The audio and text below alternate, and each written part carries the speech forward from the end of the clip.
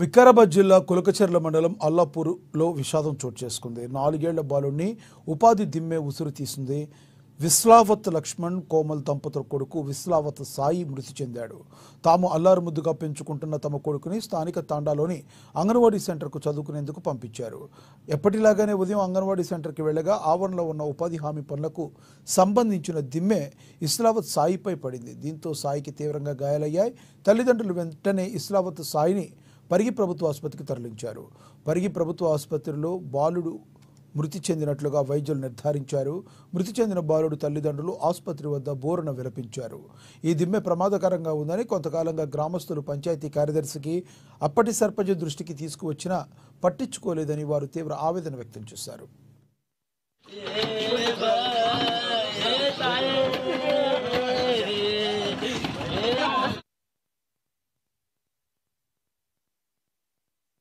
ఇక విషయం తెలుసుకున్న పరిగి మాజీ ఎమ్మెల్యే కొప్పుల మహేశ్వర్ రెడ్డి హుటాహుటిన ప్రభుత్వ ఆసుపత్రికి వెళ్లారు.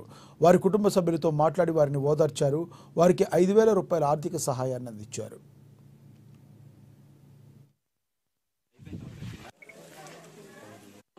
అసలు ఎవరు రెస్పాండ్ తీసుకోరు అంగన్వాడి. అందువల్ల మా కొడుకు చనిపోయిండు. అందుకే చచ్చిండా బాగుండే. అది బోర్డు వేసుకున్నాడు సార్. ఆయన ఎక్కడనే వస్తున్నా ఇక ఆడుకుంటా వేసుకున్నారో ఎట్లా వేసుకున్నారో నేను చూడలేను సార్. ఇక ఒక ఆయన బాబు నిర్వహణకి వస్తే ఆయన ఎత్తుకొని వస్తే ఇక ఇక్కడ వచ్చింది సార్. మీరు ఎక్కడ వేరు వస్తానే ఉన్నా సార్. ఎన్ని గంటలకు స్టార్ట్ అవుతుంది? ఇది 8:30కి సార్. 8 గంటలకు ఇక 12 నుంచి ఉంది కదా సార్.